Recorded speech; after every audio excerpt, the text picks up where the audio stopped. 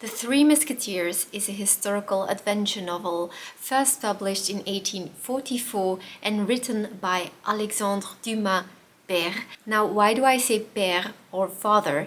That is because his son was also called Alexandre Dumas, and he was also an author. Dumas started his career writing theater plays. It is also known that he was working with ghostwriters to write his novels. The most important ghostwriter that he worked with and also worked with to write The Three Musketeers was Auguste Maquet. This man actually dragged Alexandre Dumas to court several times because he demanded co-authorship and royalties. The court favored Dumas, saying that Dumas without Maquet would have been Dumas. What would Maquet have been without Dumas?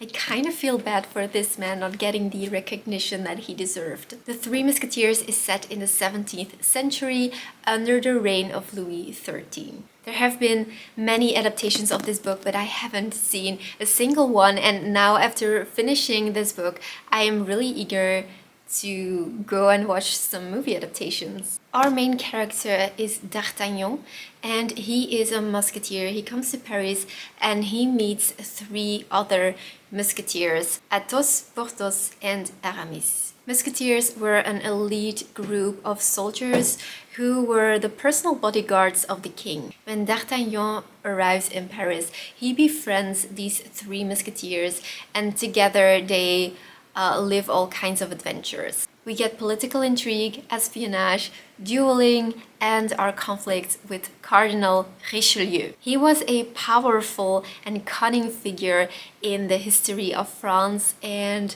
he is one of the main antagonists. Dumas gives us an idea about the tension that was going on between the monarchy and the cardinal's influence. Important themes are friendship and honor, love and loyalty. Now, what did I think of this book? I must say that at the first part of this book, I wasn't convinced. I didn't really enjoy it. I couldn't connect with the characters emotionally. And even though there was a lot of action going on, I just didn't care enough. I became convinced that I wasn't going to be reading the sequels because there are a lot of parts in this series. And I thought, well, we'll just stick to book one. But then in Act 2, things started picking up for me.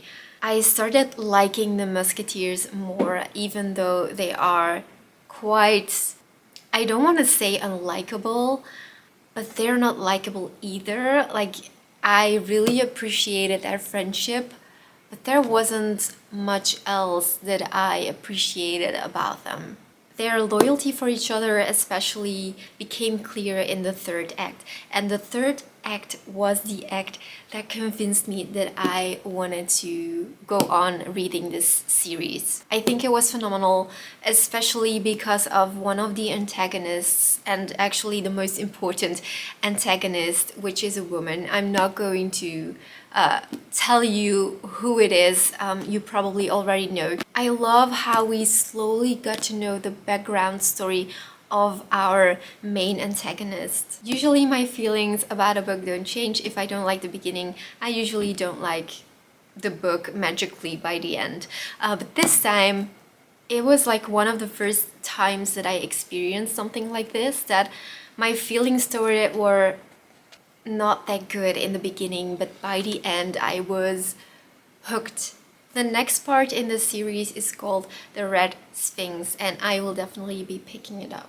If you're interested in the order of all of the books, I will put them here chronologically and you can write them down if you want to. This book was also funnier than I had expected. I found myself grinning quite a lot. If you're reading the book with attention, then it is fairly easy to follow, even though I wouldn't recommend the book for beginners in classic literature. Dumas, his writing style is full of action, but even though it is well written, it is quite dry. But I do feel like you shouldn't read Dumas for his prose, but rather for his action-paced storylines. If you like beautiful prose, then I would recommend Victor Hugo or Honoré de Balzac. But Alexandre Dumas is not the author for beautiful prose. Unfortunately, I didn't find any beautiful sentences to mark, otherwise I would have read them to you for sure. If this isn't the first video that you're watching of me, then consider subscribing and I will see you in the next one.